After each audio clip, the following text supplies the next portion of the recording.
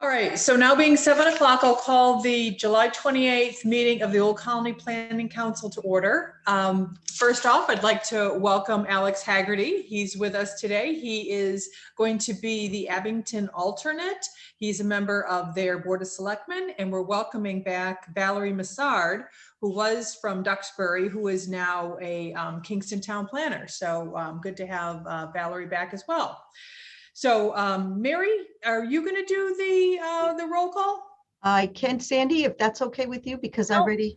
I'm all set to do it. If that's okay, but we do have some new members, so stand by for 1 second for me, so I can pull up the roll. Are we ready? Yes, you're ready. Ready. Okay, so Abington. Delegate present. Avon. Alternate present. Bridgewater present. Brockton. Delegate present. Duxbury. Running late. East Bridgewater. Delegate present. Easton. Delegate present. Halifax. Hanover. Hanson. Kingston. Pembroke. Plymouth. Delegate. Plimpton. Delegate, and you've also got an alternate from Abington. Alex is here. Oh, right. Yes, I did have that down. Thank you. Gotcha. You're welcome. Present. Thank you. Yep. Stoughton. Delegate. West Bridgewater. Delegate present. Whitman. Okay. I'm sorry, I didn't hear that one.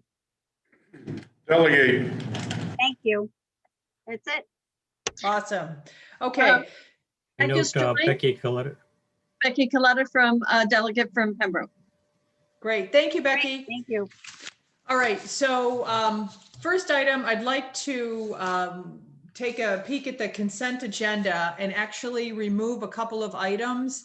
The regional clearinghouse reviews, both of them, the former National Fireworks site and the Aldana Road land swap, they require a little bit of discussion. So those will be removed and discussed on the regular agenda. And did everyone get a chance to take a look at the minutes from June 30th? Okay. All right. So is there anything else that you'd like to have removed from the consent agenda? All that's left are the minutes. Okay, hearing no voices and seeing no hands, we'll leave the minutes on the consent agenda. All right, so on to the financial reports for June 2021. I'll bring those up. All right, I'll take it away. So you see, you'll see the statement of expenditures report, which shows total expenses for the month of $201,549.47. Below that, you'll see the cash position report, which shows an income for the month of $693,038.89. The total cash available at the month's end was $1,718,849. The OPEB account had a gain of $3,881.50, which brings the ending balance in the account to $877,272.61.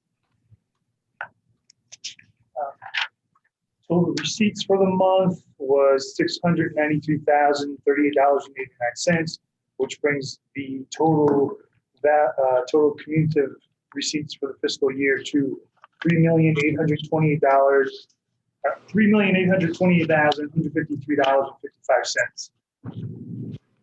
AAA report.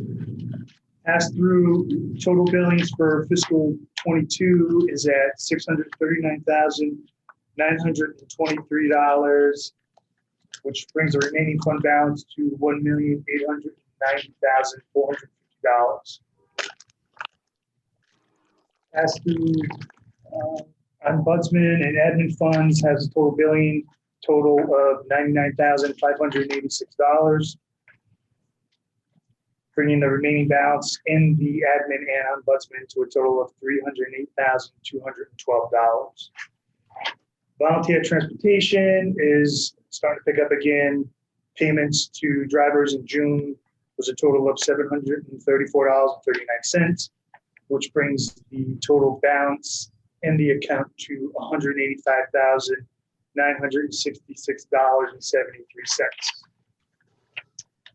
June receipts were $5,850, which brings the total ROM FY21 receipts to $70,200. June expenses were $6,130.21, which brings the total ROM expenses for fiscal year 21 to $77,303.63. The ending balance in the ROM bank account at the end of fiscal 21 was $183,925.46.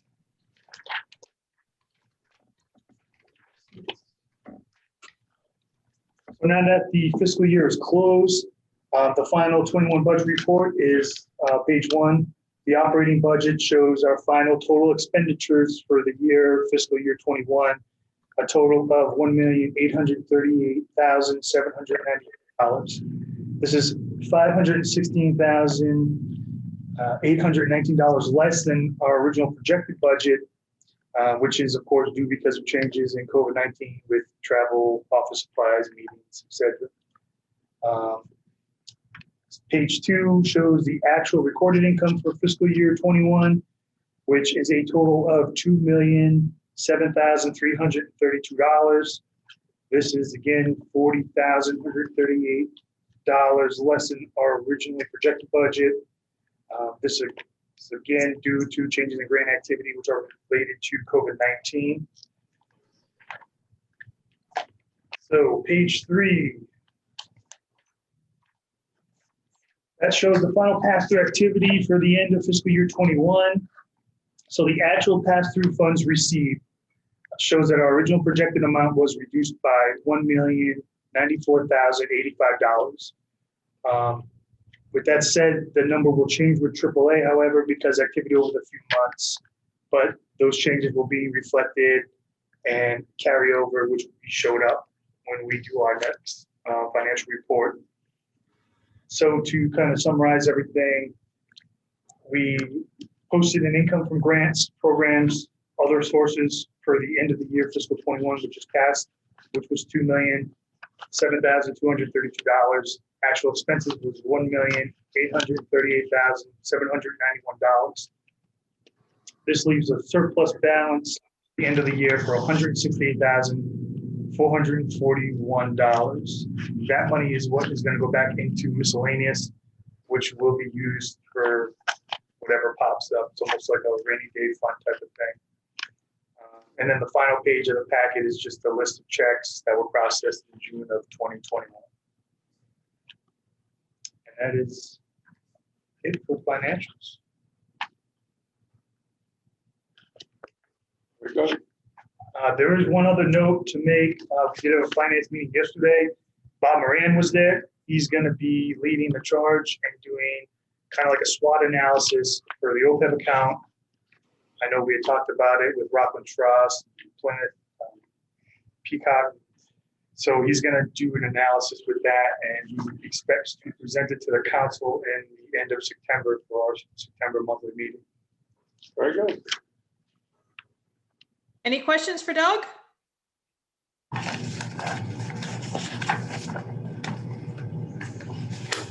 Okay, hearing none. Do we have a motion to accept the financial reports for June 2021?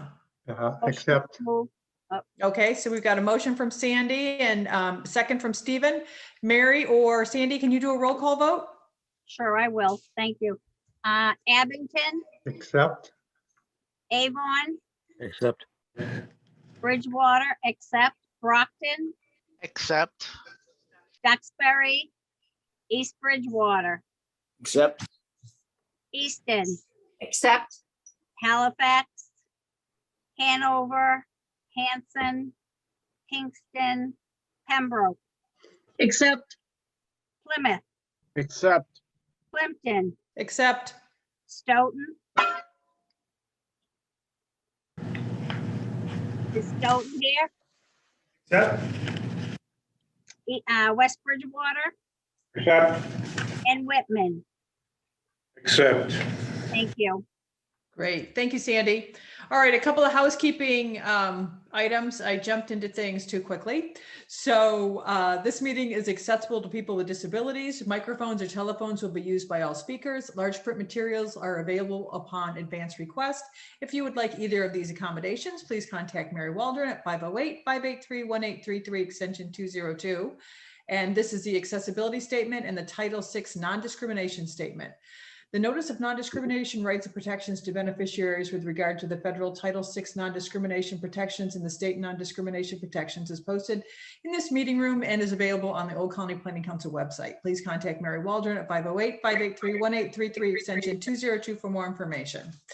All right, and then also regarding the minutes, for the record, we adopted and approved the minutes on the consent agenda, Mary. So the minutes from June 30th were approved as written through the consent agenda. Yes, I have that recorded. Thank you. Beautiful. Thank you. Okay, staff report. So that is me, and just want to bring this up. This is always a combined, and I did something a little bit different this time, and I will resend this because there was a couple other updates that people had. I often go right into all the different programs and the different departments, and I sometimes really forget to talk about all the other things that are going on. And you've heard about it throughout the years, but for some of the new folks as well, the new delegates or alternates, the personnel handbook was, again, a long time you had approved it, but these are things that are continuing to have the trainings and discussions about that. The fiscal is always working with Brenda and as well as the finance committee, but the FY22 budget, getting that prepared, ending the FY21 budget, working with Brenda, establishing a grants management meeting on a monthly basis. That assists across the board. It kind of gives a little bit of a teachable moment for a lot of the different departments and how they function with their grants. The general building maintenance as a whole. So, so you might see me out there like picking up trash and weeding and things of that nature. But, this building is a historic building and it does require attention, and probably the two staff between myself and Charlie, but it's also with Brenda. Our phone system, we're looking and trying to be a little bit more innovative as well as fiscally responsible on that. So we're looking at utilizing our 365 teams and having a phone system through that. So we don't have to, the system was a little bit old, and with some new folks coming on, and how do we assign, and we were charged like $80 for one phone call from the current phone company. And I'm like mad about that. We are in the process of getting directors and officers insurance. So we have the Old Colony Planning Council side, and we also have our Old Colony Planning Council ROM sites, which is 501c3. And that, you need your protection. So we're in the process of finishing that, keeping track of all our insurances, our building and operational and van and all of those. Communication, we're continuing to improve the website and newsletter. We've been bringing in each of the communities one at a time. We've had Avon, Abington, and tomorrow we have Easton. We'll be going through all of the communities to come in and have conversations with us about priorities, and looking to do that on an annual basis. So delegates and alternates will be invited to those to sit in if you want to, but we also do a summary. We'll get them out to you.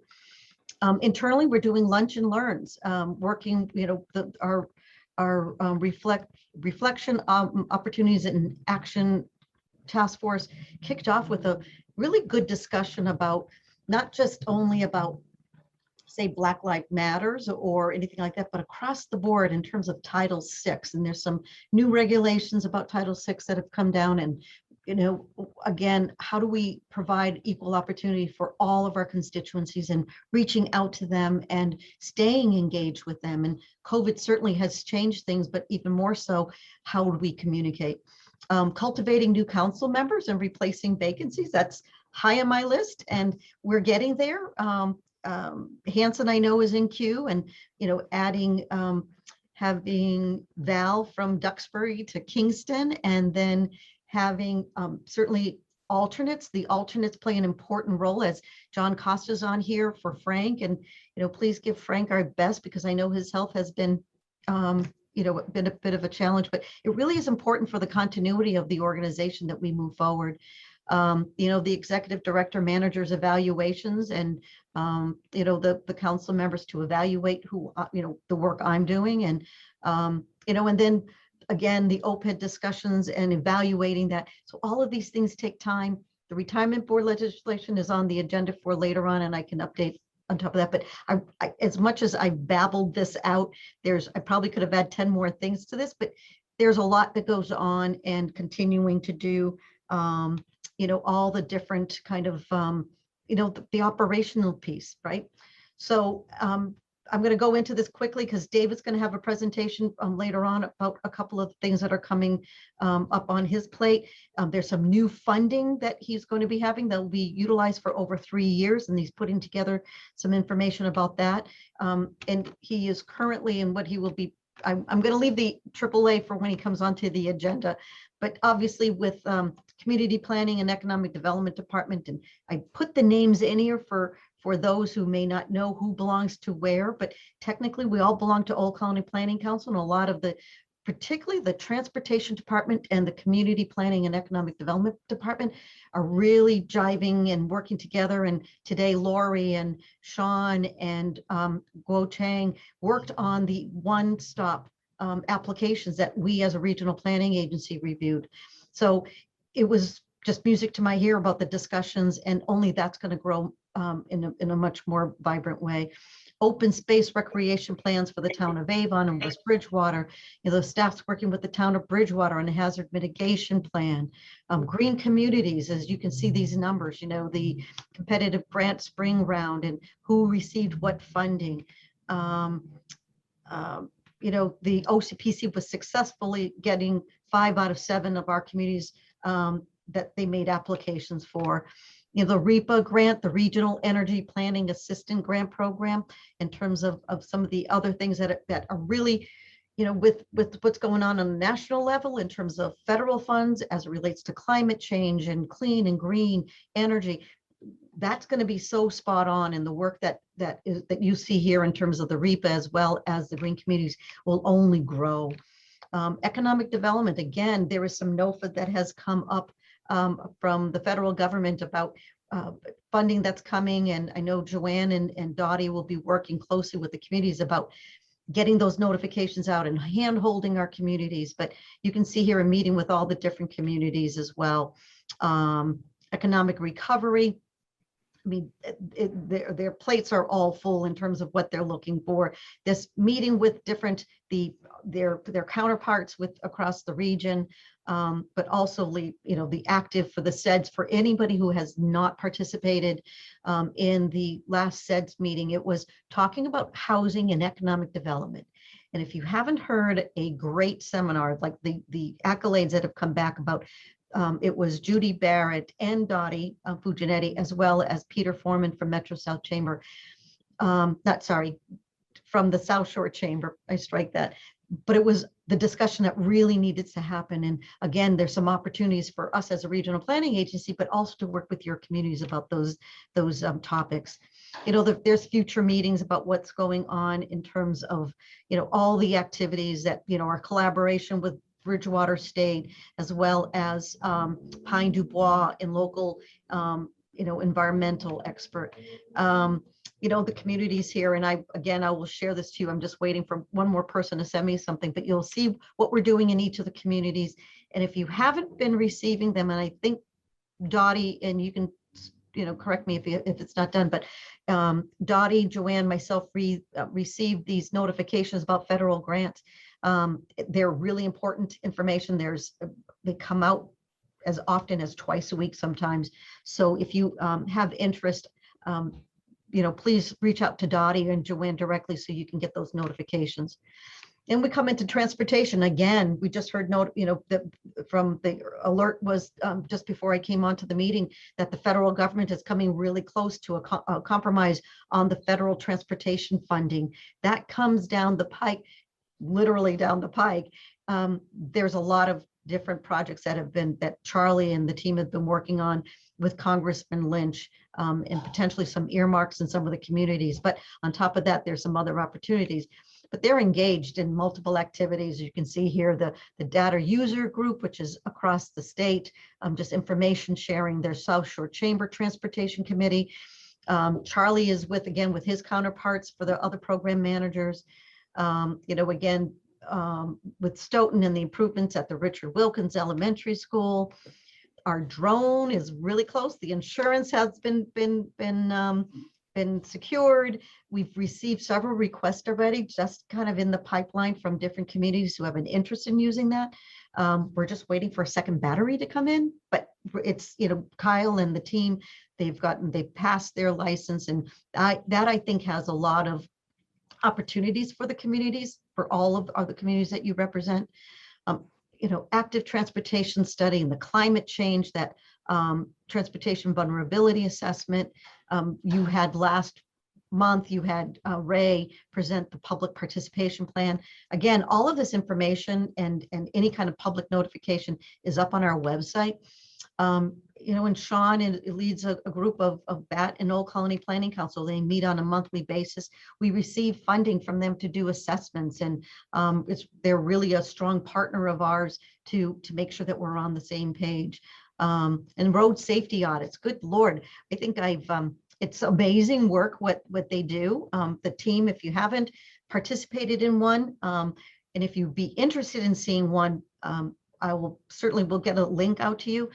But what has happened is, and particularly the last one was in Brockton, as you can see, there's like 3 multiple locations. Well, Kyle and Sean and who else was out there? I think it was Kyle and Sean, but still they had their they have their dash cam. And so the people that are participating in a virtual assessment, they're able to see the location that they're talking about. That gives them the hands-on to help make some decisions. But again, these are always great. And for many of you, they're in touch with your police department, and there's quite a dialogue that goes back and forth.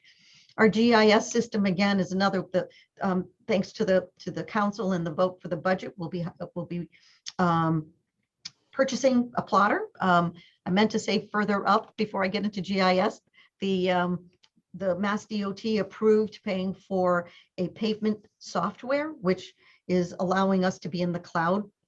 We had some issues with ours being on a server, excuse me. But Mass DOT will be picking up that cost.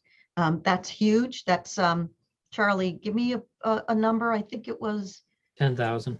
10,000 that they pay, that we are not, it won't be on our books per se, as it relates to, I mean, it still comes out of the contract, but still, the GIS and the ESRI and keeping things going, and Andrew's working more, striving to work more closely with the comprehensive planning side, and we'll be getting some licenses. So those in working with GIS, so you can see that visual when you look at a build out within your community.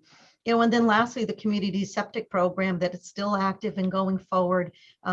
Sean Bailey runs this program, and we do not make money on this. This is seen as again, kind of a break even.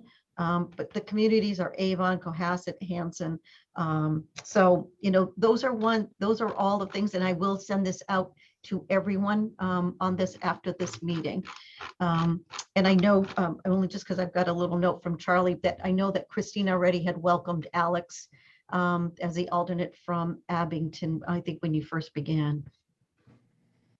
So that's all I have. Well, thank you, Mary. Thank you and your staff for all your hard work for our communities. It's always impressive to see what you guys accomplish. So great job to everyone. Did you want to do the regional clearinghouse reviews, or are you handing that off to someone else? Okay. I'll do that. Oops, sorry. I want to get back to the agenda. And the reason why I had asked Christine to take it off the agenda, there's an update from what I had sent out to you. So I'm going to just show my screen. Can everybody see this okay? Mhm. So, Yep. and there is a new format, and we're going to be putting when there is a MIPA notice, we'll be putting that on our website. And if someone wants it a different way, let me know. But it comes out pretty, well, erratic is the best way, but they reformatted it. And so that's why we came up with this. So in the Hanover, it's actually Hanover, it's not Hanover. Hanson. Should be yeah. Hanson. Yeah, I think that's what it is. So it's the former National Fireworks Site. So it's a notification's been submitted. Again, these are all public information, but I figured, just to have that be noted.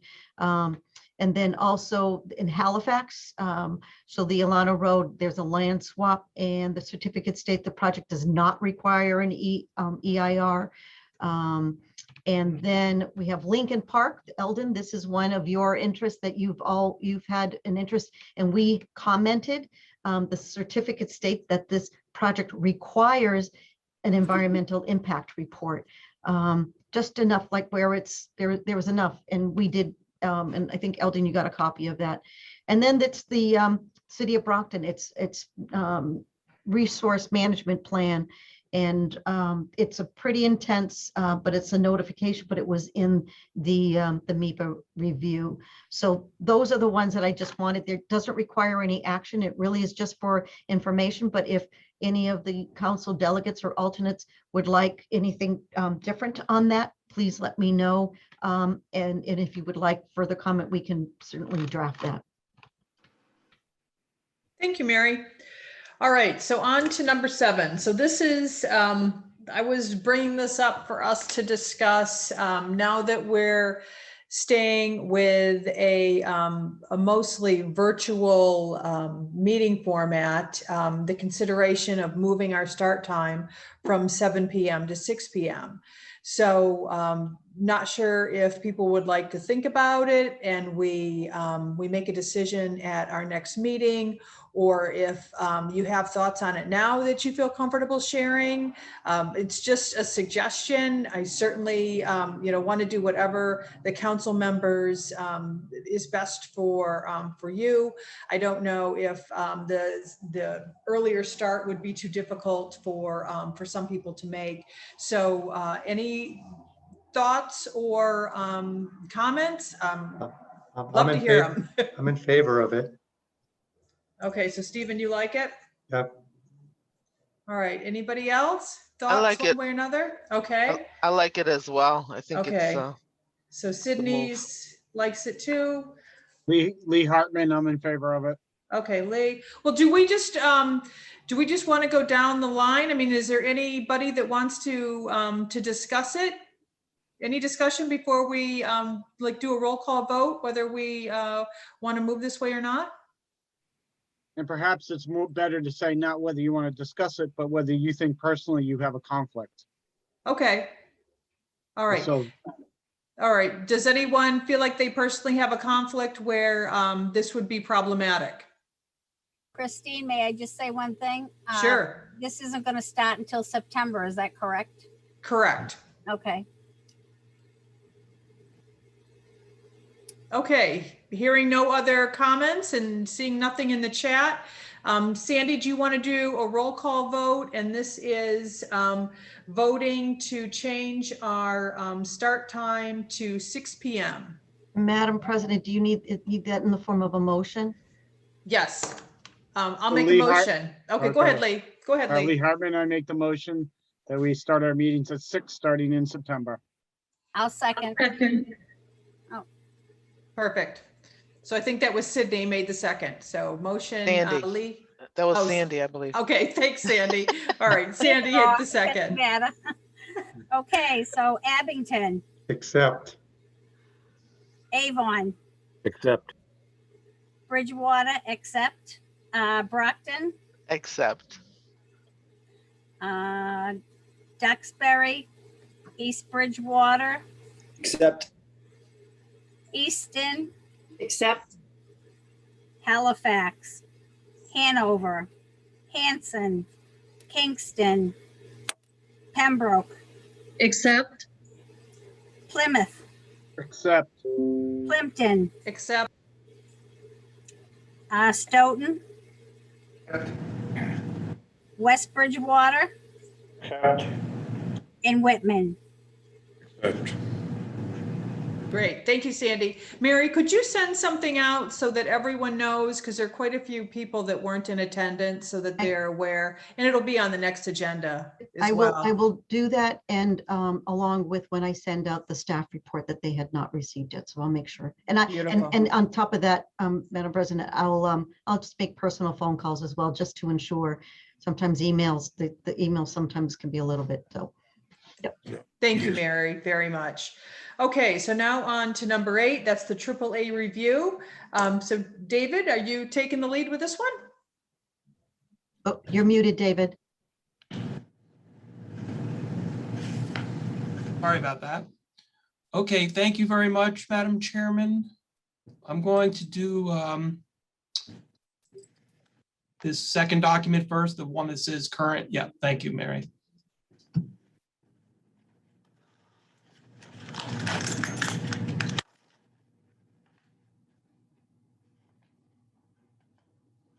David, it doesn't look like it's loaded, but know what I'm gonna have you do? Charlie, can you make David a co-host, please? And David, so you can share your screen. I'll stop Okay. sharing mine. Okay, great. Thank you. Apologies for the technical difficulties.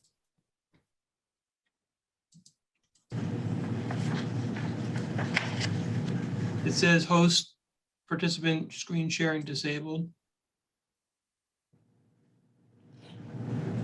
Share screen. Oh, there we go. Okay. Yeah, I think only the host can make somebody else a co-host. Okay. Okay, does everybody see my screen? It says All Colony Planning Council, Area Agency on Aging Focus Area Coordination. Yep.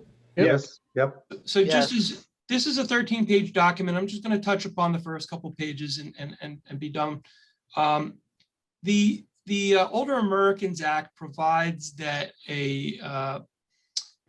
something called an area plan is produced once every number of years, and in our region we do it once every 4 years. So the current area plan that we're working on was from not 1918, from 2018 through 2021.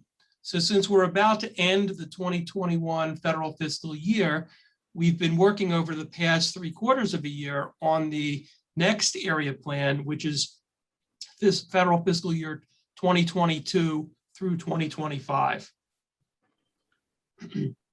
And what we're going to be doing is just looking at this third page. But before I get to that, I just want to show you that this page, which is showing that the Older Americans Act, which is at the top here, is like the foundational law and document from which everything else flows. And so the Older Americans Act provides that there are target populations that the Area Agency on Aging is supposed to focus on, including those living alone, low-income elders, minority populations, Native American populations, if it's germane, and rural populations where germane.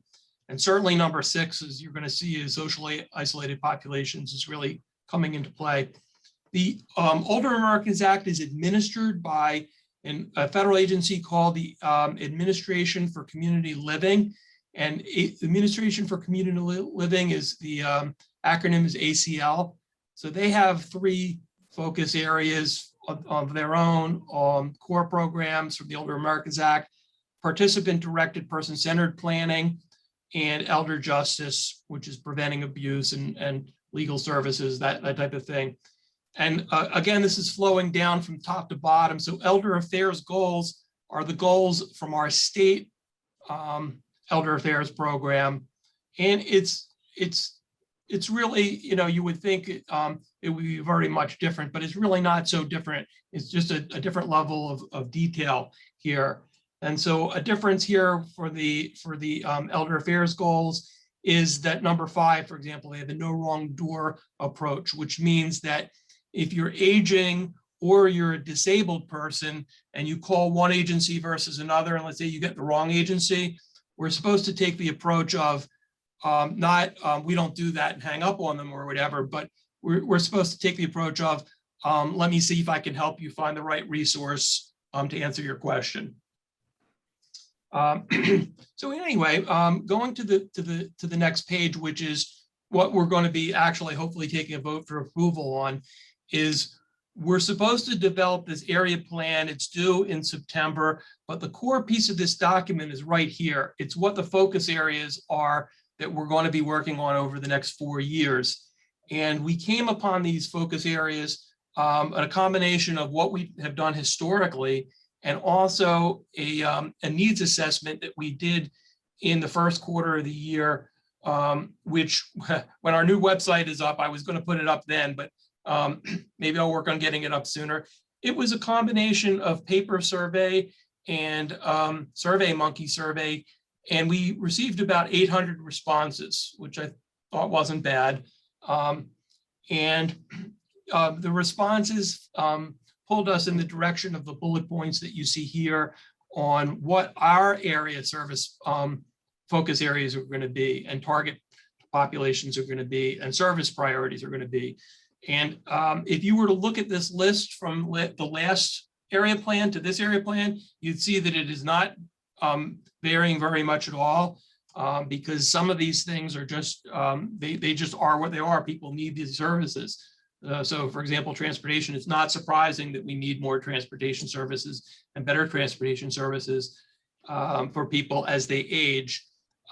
Supportive in-home healthcare services, you know, that's to help people stay in their homes rather than having to go to a nursing home or an assisted living facility. Legal services, supportive community services, of course, like what the councils on aging do. Long-term care and assisted living ombudsman services, those are for the people that are in facilities. And as I think our board and our staff here well know, we have a fantastic ombudsman program. And as Mary touched upon at the last meeting, we've actually taken on a new role as host agency for an assisted living ombudsman program person, at least for a 1-year pilot. So I think we're doing well in those areas. Regional nutrition, medication management, mental health, and caregiver support, I'm going to touch upon in the next document. But aside from, I think I added these where my cursor is, where it says, the last one said mental health services, and I added and reduce social isolation, because reducing social isolation, I think it was COVID. We knew that it was an issue, but I think it was COVID that really drove home how isolated people can become. You know, people that wouldn't necessarily have Zoom or be able to connect with other people during a crisis like COVID. So David, can I just say one quick thing on that? Sure. In Pembroke, we found that our Council on Aging was surprised at how many people were eligible for services and really had not tapped into Council on Aging services. And I think when I look at this, one, I would like to know a little bit more what you mean by legal services, because sometimes I fear my fellow council come into Councils on Aging and can be a little bit helpful and not always, but not always completely focused on the needs of the people there as opposed to their own needs for business. But when I look at supportive community services, reduction of social isolation, and healthy living services, I sort of go back to on your last page, there was something about healthy living, or one of the bullet points on the prior page was Let's see, I just switched over. Empower healthy aging. Empower healthy aging, yeah. And I just sort of look at sort of pulling together some of what you have on the next page, kind of to me go into empowering healthy aging, that sometimes we're focused on immediate service needs as opposed to helping people age in a way that's healthy and keeps them connected to the community, so that when they need services, they're already known and a part of a community and not isolated and waiting until they're really in bad shape to come in for services. So I just kind of, I just look at this list and I say, I see a few things sort of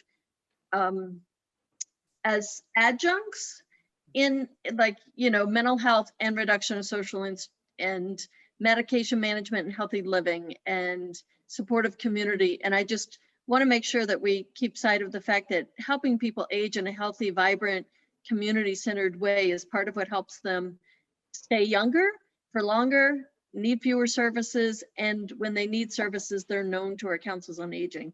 So that's just been sort of what I've been talking to our local council on aging director about a little bit. And I bring it up here only because it came up and I wanted to give you my thoughts on that. No, I appreciate that. Actually, as Mary knows, and I can go off on a tangent and I don't want to here, but I am very appreciative of when anybody actually engages on this and voices their opinions and gives their thoughts. I will, I don't disagree with anything you said. And so when we get to the next page, when we talk about where our grant money is going, I'll touch a little bit more about that. But let me just say one thing, and that's just to put your mind at ease. The medication management and healthy living services is provided for in a small way through the Older Americans Act, through what they call evidence-based training. And Old Colony Elder Services, who we fund, offers these programs to the councils on aging. And it's things like learning how to prevent falls, because a lot of people fall and then, bad things occur as a result of those falls. It's things like if you lose a spouse, having a group to meet with the survivors, talk things through, and especially if you don't have family that's nearby. And they use the word evidence-based because a lot of the programs were developed at places like Stanford and other universities, where they've done the research and they know that they work if they're applied properly. I do think, some of the delegates who know me know that I came from the Council on Aging world. And so I would say that we have fantastic Council on Agings, particularly in this area. We've got some incredible Council on Aging directors. And yet not everybody will be able to do everything. So one of the strengths of the network is that we learn from each other, and somebody might have a program and then another community finds out about that program, they try to replicate it. And my experience is that the towns have been very good about sharing what they know, because every town obviously has different levels of resources or applies those resources in different ways. That said, it's organizations like OCPC and Old Colony Elder Services that are here as umbrella organizations to kind of point somebody in the right direction, whether it's an individual or a Council on Aging or another not-for-profit organization that is out there trying to help people. And sometimes, to your point, sometimes actually you need somebody to help you see the forest through the trees. On these, both with these goals and the resources to help with the goals. If I could just weigh in just quickly on this, because I think Becky's comment is pretty spot on. I mean, this is why this is in this organization, right? You look at our board makeup between whether it's planners or whether it's board of selectmen, engaged members of the community, however it is, like we're able to see the holistic view. And not saying that anybody else couldn't in terms of AAA, but so Easton has an age-friendly initiative that we are funding through the DLTA program. And I know that why that is important, because when you're talking about an age-friendly community, talks about transportation, talks about planning, talks about older services, talks about mental health. This has been by looking at this plan a couple times with David and the team. So hearing this is why it's also being presented to you, because as you look at it, it's constructive comments is the way I always see it. And the fact that someone like you, Becky, and others have that hands-on to say, listen, I'm hearing this, and this is where the funds are. So, the surveys were there was an incredible number of surveys that helped feed sort of the priorities on these, but this is from 2022 to 2025. That's a heck of a lot of years, right? Things are changing by the month, never mind by the year. So, I think this is a great time to be bringing it to this council and to get input from all of you. That's right. And I think as as Mary has mentioned before, with other type of documents that we have here at OCPC, they're meant to be living documents, and you know, they're created, and we try to do the best job we can. We get input from the community, and then we adjust along the way with the resources that we have. So if anybody, does anybody have any other questions, or I know I don't want to take up too much more time. Could I perhaps get a motion of support from the council for the area plan?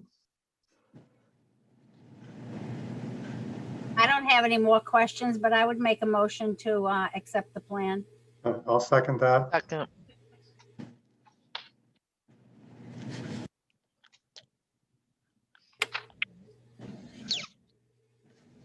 Cindy, I think you may need to, oh, you're muted, Christine.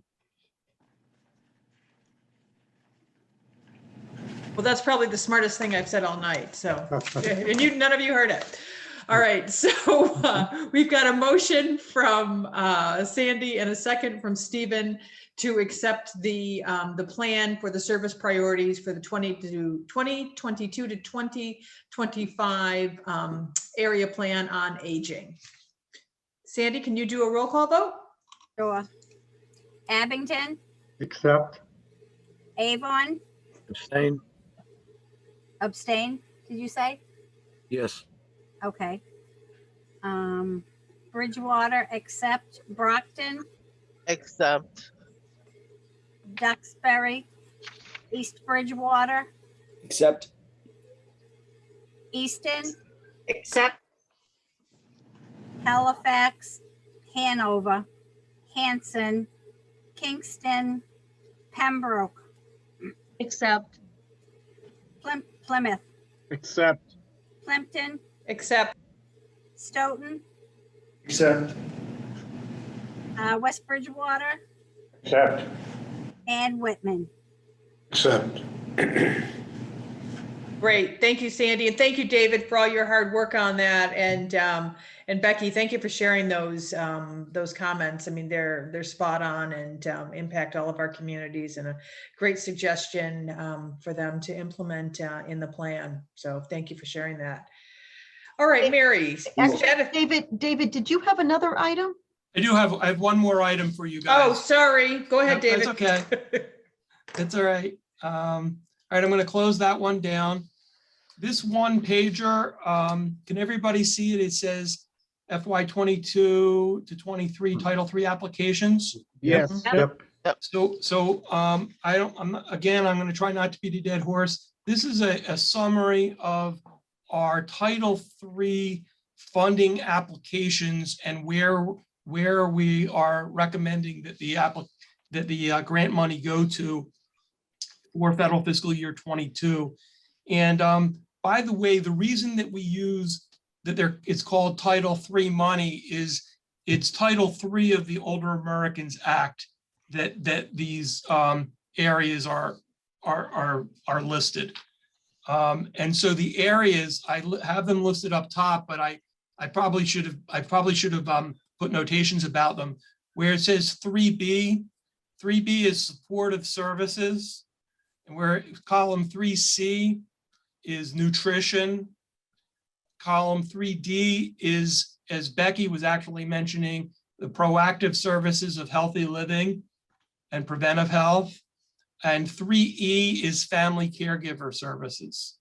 So those are those four major categories. And I really am sorry I didn't list them for you. I think we, just like in all of our professions, we have our own lingo that we get so used to talking about, and we forget that it's acronyms that people might not know.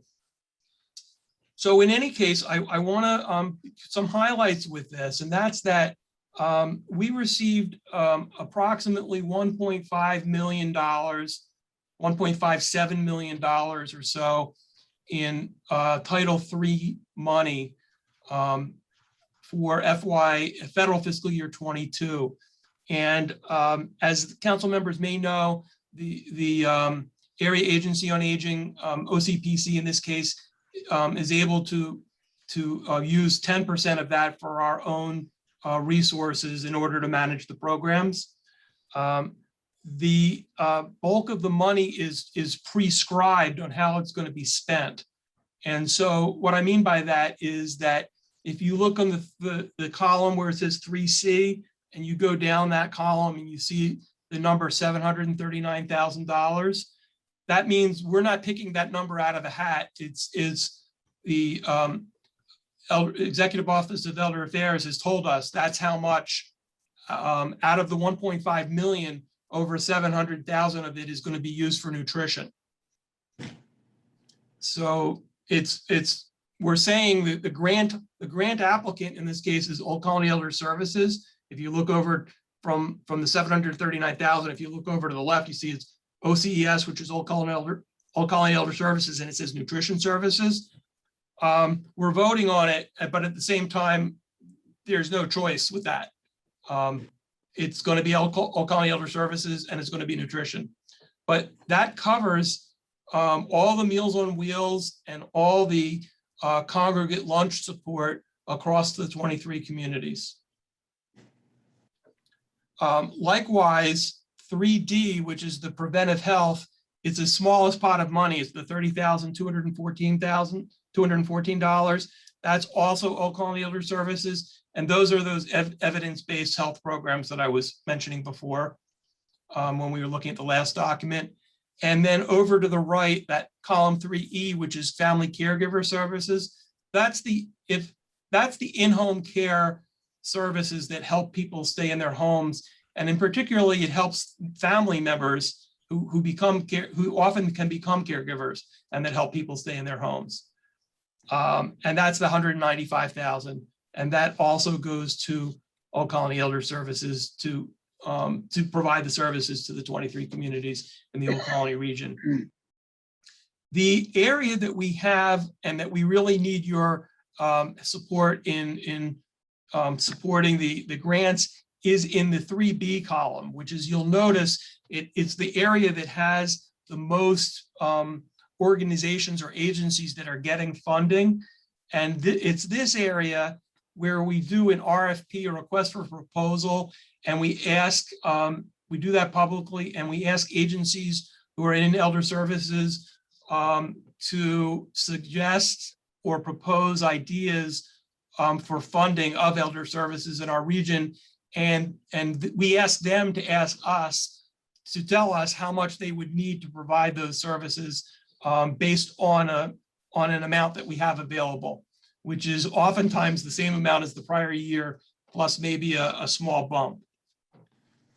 So in this case, for example, the first agency is BAMSI, which is Brockton Area Multi-Services Incorporated, and BAMSI does so much in the community. What we're supporting for that $25,500 is support to the people that live in the high rise.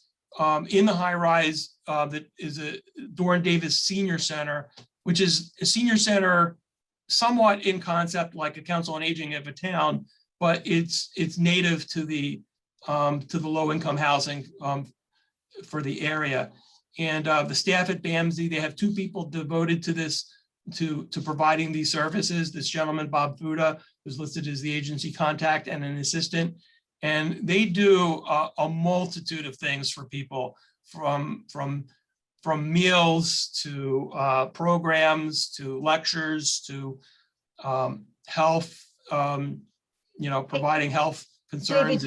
David, you had sent this out already, right? With one correction, if I'm correct. I did. In this, oh, I'm sorry. This is the incorrected amount. This is the uncorrected version. Hold on a second. I'll bring the other one up. But at least the members had received a listing of all of these in advance with some slight modification. Yes, with slight modification. The only 2 things that are being modified here are the Bridgewater, which is the second one down, Bridgewater COA. That should be 4,000 instead of 4,200. And Cape Verdean Society should be 15,000 instead of 10,000. Those are the only 2 corrections. Everything else is exactly as it should be. But I would say, rather than going through each one of them individually, I don't know if maybe the members had a question on them and you can answer them. Sure, let's do it that way. I did have some high-level highlights I was going to mention, Go but ahead. why don't we start with questions and see where that takes us?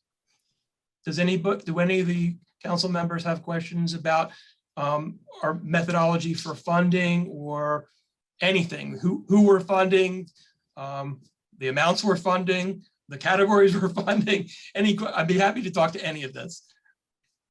So I just David, have- oh, go I'm ahead, sorry. Lee. Go ahead, Just Lee. one very simple question. What's the BB stand for BB speech therapy? BB speech therapy stands for Buzzards Bay Speech Okay. Therapy, Lee, Okay. and Buzzards Bay Speech Therapy is our newest grantee. And we're really excited, actually, that they contacted us about being a grantee. We were a little skeptical at first because it was it wasn't a cold call, but it was somebody that we didn't know who contacted us. But they have been running, Buzzards Bay Speech Therapy is an organization that has decided to tap into servicing people that have mild cognitive issues. And what they do is they'll go around to senior centers in our area, and they will offer programming at the senior centers for senior centers that have social day programs for people with early stage Alzheimer's or early stage dementia. And what you might notice in here is that several of the programs are social day programs. And when we mean social day, that is specifically for people with cognitive issues. Thank you. Sure, thank you. Good question. All right, David, I've got a question for you. I'm surprised to see a couple of grantees that are outside the region. Do we typically are we typically involved with Lakeville and Middleborough for these type of programs? So you've hit upon a very interesting point, Christine, which is that the Old Colony region for the AAA is 6 communities more than the Old Colony region for the Regional Planning Agency. And so I actually have a map, which I should put behind me because Andrew Vidal made it, which shows the Old Colony Planning Agency region plus the greater region, including the additional 6. So anyway, Christine, that's very perceptive of you, but the answer is they are in our region. It's just that it's in the greater region that we're responsible for. Great, thank you. I appreciate Sure. that. Any other questions for David on the grantees or the grant application? Just a quick question. How do other communities access these funds? So John, what happens is we contact our network, and then we also make an effort to make it make the public available that we have these funds. But for all intents and purposes, it's going to be our network of councils on aging, and it's going to be our network of other elder service not-for-profit organizations that are going to be tuned in to when this comes out. It's a 2-year process. We do the solicitation every 2 years, and then we provide 1 year of grant funding, and then we do a 2nd year of grant funding to the same group. And then we go through the process all over again every 2 years. In this case, you guys the members may have heard, or the delegates may have heard of this ARPA funding, the American Recovery Act, Rescue Act funding. We're getting, I'm going to get ahead of myself, but I'm just going to mention real quick, we're getting a whole nother round of funding. So we probably are going to have to do another RFP. So if you're looking at this and thinking to yourself, well, why isn't my town applying for these funds? It's that they had the opportunity and they didn't apply. But maybe they will. Maybe they'll apply for something having to do with the ARPA funding. David, it might make some sense when you send it out to your network that you also include the delegates and alternates so that they're notified. Just Sure. Sometimes they see a little bit more from a different perspective to have communications internally. Right. And I should say, I don't want to indict any of the Council on Aging who are participating. Right. I mean, only 7 out of the 23 are participating. And that may be because they have resources or are doing things in their own way, in their own fashion that work for them versus others. For example, of the 7. I wouldn't take it as anything other than a good way of communicating and just expanding the communication that already exists. That's all. So Look, I- well, I- can I just ask one question? So you indicated that most of these programmings that are under 3B, that they're all related to social day programs for people with early stage dementia or Alzheimer's. So if our community does not at this point have a social day program, does that mean that we wouldn't have fit within this RFP anyway?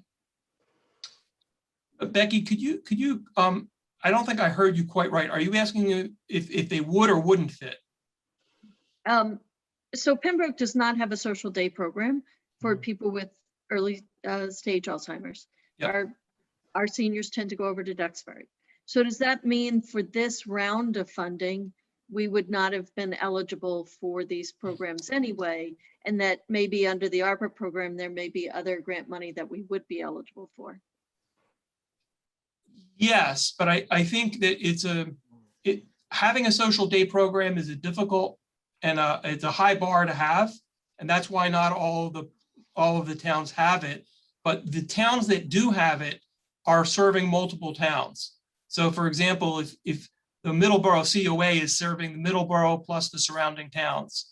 And as you pointed out, the Duxbury COA, it doesn't say social day program there because I couldn't fit it all online, but we're providing that $3,000, we're providing transportation to the Duxbury social day program. So that's our role for Duxbury, which would, as you just mentioned, it would encompass Pembroke as well.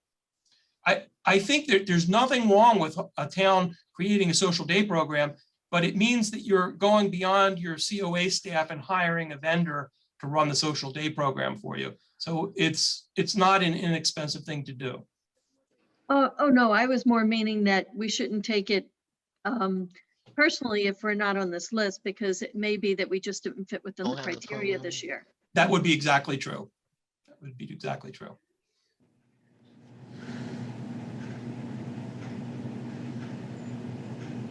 Any more questions for David? Okay, I'm gonna ask a really stupid question. I don't understand the numbers on the bottom right. COA requests 1.382, and then new request 417. So they're not already in the 1.382. I'm just not following from the top to the bottom. Are we Okay. funding everything that's in this chart? Is that included in the available money with some money left over? Am I reading Yes, right? yes, Okay. that's correct. So what we have in total, including, and the reason we have this extra money is because of COVID. We had funding from the CARES Act and from several other acts last year. So because of that CARES Act funding, we used the CARES Act funding, but it meant that we were carrying over our regular Title III funding. And so there's, as Doug well knows, there's extra funding here. And so, so the answer to that is yes, we're starting off with extra money, and we're funding everything that was applied for. We are actually funding. Hopefully I answered your question, Becky. I'd be happy to answer it in any other way. It's not a stupid question. No, I get the bottom line. Thanks. We're funding, let's put it this way. We've got 2.1 million. We're funding 1.4 million here. We've got an extra sum of money that we're going to have available, which will probably carry over for another couple of years. Great. All right, so David, what action do you need from us? Do you need us to vote to accept this this grant as submitted? That would be wonderful, Madam Chairperson. Okay, so are these numbers the correct amended numbers, or? The numbers accepting for Bridgewater, which should be 4,000 instead of 4,200, and accepting Cape Verdean Society, which should be 15,000 instead of 10,000. Those are all the correct numbers. Okay, so the bottom line is the same? The bottom line, instead of it being the 3B column, instead of it being 417,000, it's 422,000, but it's very much largely the same. Okay. All right, so do we have a motion to accept the grant with the amendments that David indicated to those two lines? I would move that we accept the Title III application grant funding with the modifications as given to us by David Klein. Perfect. Thank you, Becky. Do we have a second? Second. Cindy Sydney made the second. So Sandra, can you do a roll call vote? Yes. Abington, Accept. Avon. I'm sorry, I didn't hear Avon. Bridgewater, accept. Brockton, Accept. Duxbury, East Bridgewater, Accept. Easton, Accept. Halifax, Hanover, Hanson, Kingston, Pembroke, Except Plymouth, Accept. Plimpton, Accept. Stoughton, Accept. West Bridgewater, and Whitman.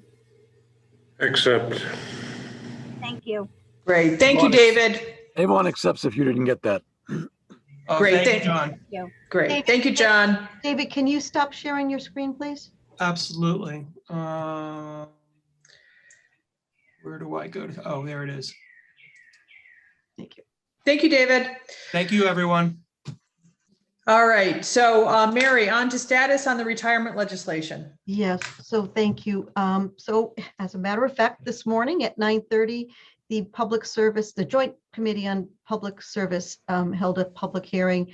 I was one of 3 people who testified to support corrective legislation as it relates, as we've talked about at every single council meeting. It was, I believe it was received very favorably. Just for those that know, that may have looked at it, I'll send the link to the recording. But I had staff standing behind me in support of what we were doing because it does affect us. I was so appreciative of them being there, but also we received some great support from our legislators from our region. So it is there. It is, I didn't see a reporting out of favorable or unfavorable or anything, but written testimony is still being accepted and through next week. I do have some letters that I have drafted for your signature, so you can send to your legislators to support the House bill and Senate bill. But I'll also send a copy of the testimony I provided. So the good news is it's moving in the right direction. The good news is that it is, Charlie was the one who really was helpful in giving me a lot of the background information, was very resourceful to the whole Mass Association of Regional Planning Agencies and the technical, the legislative assistant that we had, giving some history. And it would be like somewhere in the tune of $840,000 that we would have to pay out. That, talk about bankrupting us. Mhm. So I appreciate the support that this council has provided by keeping this on the agenda, not falling off, and there's still some work to be done in sending along the support letters, but it's also to get it moved through the legislature in time before they do break. So, but that's the status. It's good news. Great. Thank you, Mary. Well done. So I watched the link and it's very nice. So anybody that is interested, I think Mary's going to share that if you wanted to view the link. That was a great show of the OCPC team. So well done. All right. So suggestions for future agenda items. I know that Sandy and Jean Marie had requested that we talk about suicide prevention. I'm not sure if that'd be bringing somebody in to talk about that. So want to keep that one on the radar. And then John had suggested discussion of the pesticides used by MBTA. Are there any other suggestions for future agenda items? Madam President, I think you're going to have Bob Moran for the September council meeting. Okay, talk about OPEP. beautiful, to make his report. Yep. And just on the other 2 points, and apologies to the council members for their suggestions. So a couple things that on the MBTA, so there is a coalition of MBTA communities, been reaching out to them to dig a little bit more. The staff has looked into this. This last month and a half has been full of reports, hazard mitigation plans, as well as open space plans, but it has not fallen off our plate in terms of what we're working on. We just need to get that on the agenda. And perhaps I can even just have that be on the agenda for September to talk about an update and context and things of that nature. The other is in terms of suicide prevention.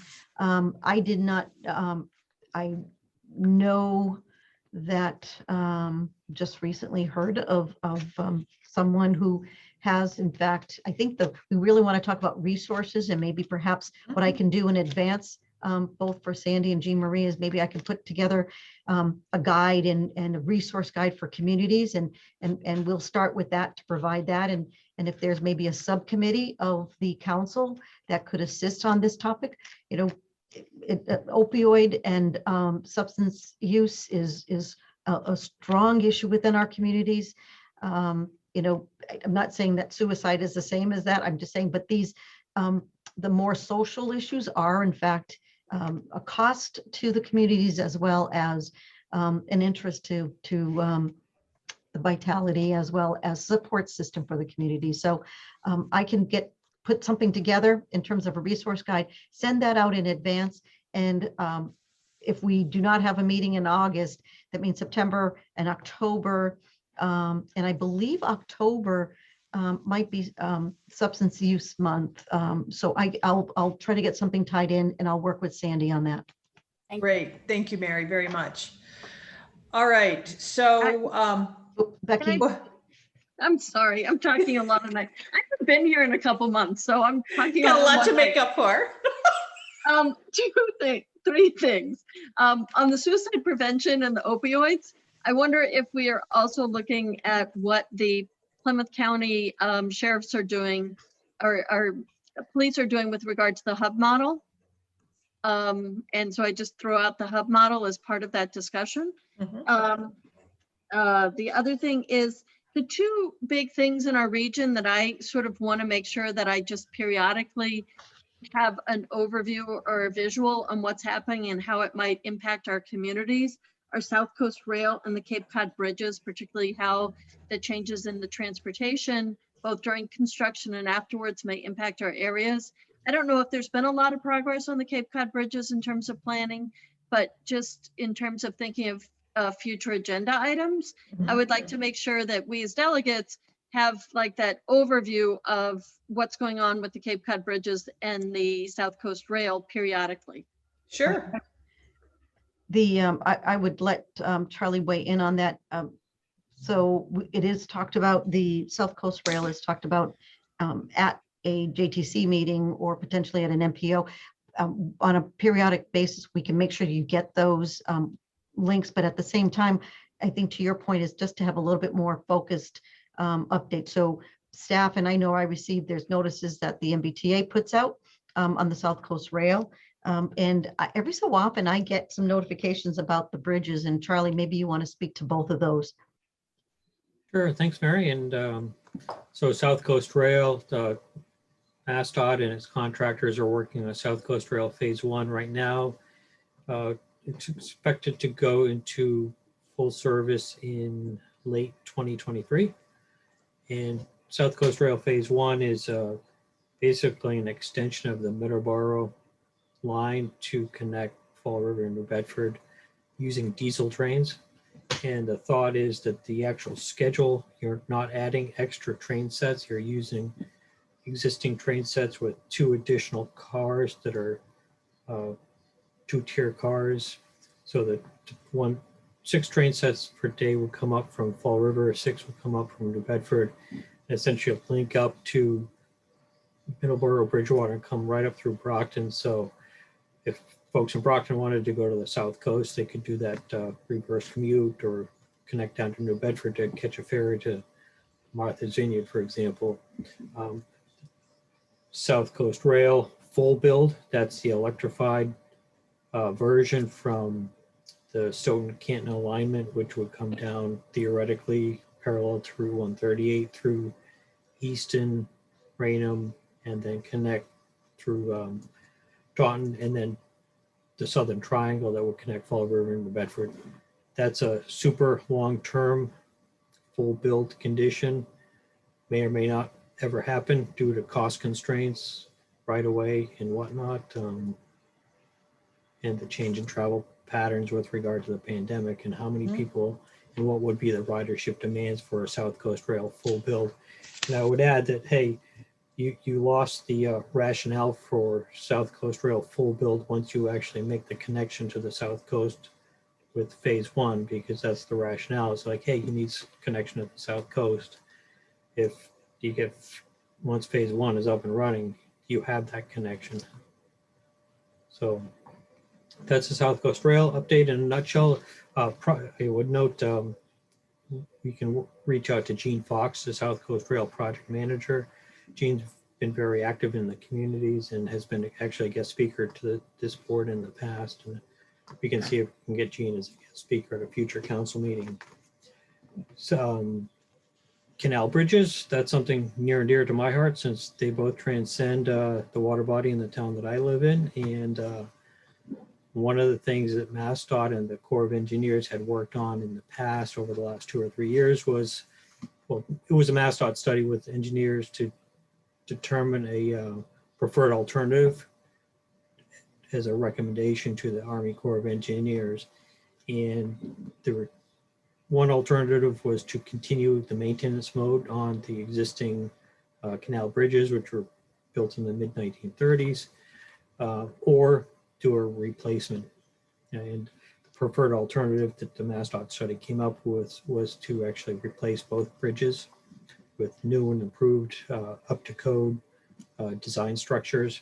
So now it's moved more into the design phase of what those would look like.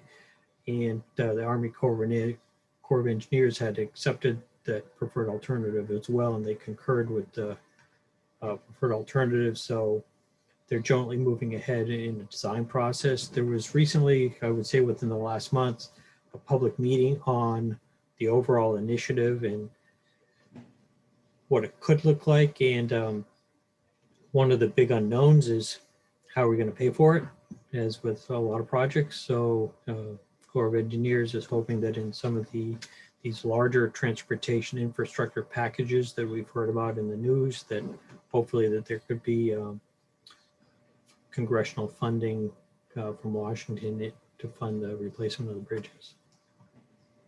Could it be billions and billions of dollars? Great. Thank you, Charlie. Becky, did you have anything else?